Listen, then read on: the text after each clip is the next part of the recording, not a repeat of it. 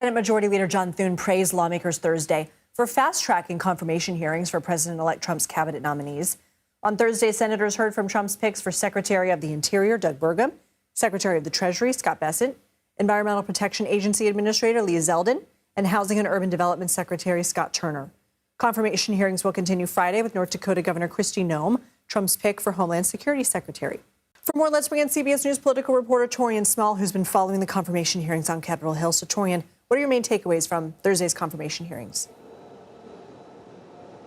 Lindsay, the hearings today were mild comparatively, of course, to Pete Hegseth's very intense grilling at the start of the week. Now, this was, of course, the point of Republicans as they look to fast track by putting the more non-controversial picks out before lawmakers as a parallel to what we saw happen on Tuesday when Hegseth, who's looking to head up the Department of Defense, sought quite a bit of pushback from Democrats there. But what was notable, though, was day two of the hearing for Pam Bondi, Trump's pick for Attorney General. Though she wasn't present for that one, instead, character witnesses were here to clear up any lingering questions or concerns lawmakers had about her nomination. The aftermath of that is pretty instructive. In fact, the top Democrat on that judiciary panel came out of the hearing, both hearings really, saying that he believes in Pam Bondi,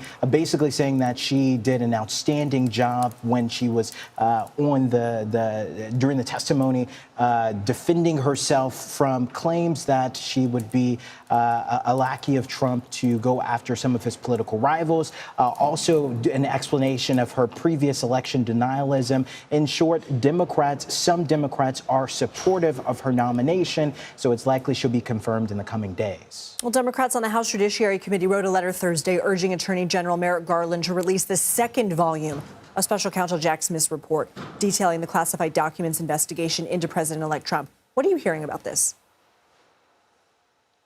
Yeah, those Democrats are hoping that Merrick Garland could drop the charges against two of those defendants. These are a former aide of Trump as well as a member of Trump, employee at Trump's estate Mar-a-Lago, because they are implicated in Trump's classified documents case as obstructing in the investigation.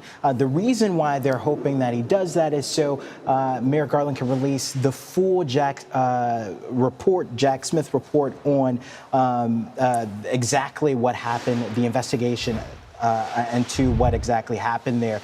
The reason why we only saw one part of that volume is because it also had information that could be quite prejudicious against those two litigants. So they're hoping that as he's outgoing, as Merrick Garland relieves himself of his post, that he'll do this as one final favor in order for the American public to see exactly more into this investigation. House Speaker Mike Johnson removed Congressman Mike Turner as chair of the House Intelligence Committee Wednesday night. He's also been removed from the committee entirely. What happened?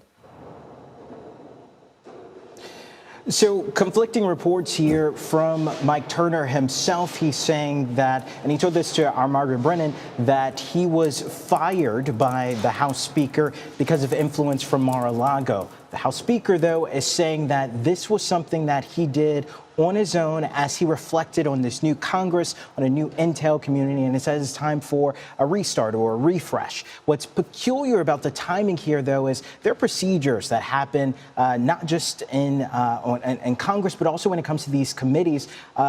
There is a steering committee and the leader himself that goes through the process of nominating these chairs. After that, the conference at large has to vote to approve these chairs for these committees. That means that Turner was approved for this. He was voted on and nominated by the Speaker, and now he's being removed from this post belatedly, subverting the will of the larger conference. So it's an interesting choice to make here. Democrats are unsettled by this, saying that this is another example of Trump's lingering influence of the party, and any dissent at all could be, in turn, rewarded by more consequences like we saw in Mike Turner's case. Taurean Small, thank you.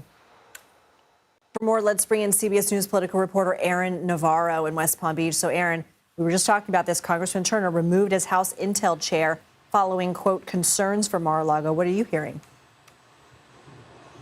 We know that James Blair, a senior advisor for President-elect Trump, posted last night that it is, quote, false information that Trump pushed for Turner's ouster. Trump himself has not yet commented on the matter, but we also heard from his pick for National Security Advisor Mike Waltz during an interview last night. Was asked about this. Waltz said he had not heard about it, but that it's up to Johnson to appoint Turner's replacement. Now, Turner's not someone that's had a big public spat with Trump before, but we do know he was an advocate for funding, increasing that funding for Ukraine, which of course butts heads with Trump, Vance, and other parts of the MAGA movement. Trump's inauguration is Monday. We don't have to remind you of that. But the Trump transition team unveiled the new presidential portraits on Thursday. What's the story behind these pictures? Well, we know that the photo was taken by his chief photographer, Daniel Torek, who shared it as well as some pages of the program for inauguration last night. It's similar to the mugshot he had, President-elect Trump had in Fulton County in Georgia back in 2023. Some of his supporters have pointed to that. They believe Trump was wrongly prosecuted then, and they say that he survived that and is now going to be the president-elect with the same face. Aaron Navarro in West Palm Beach, thank you.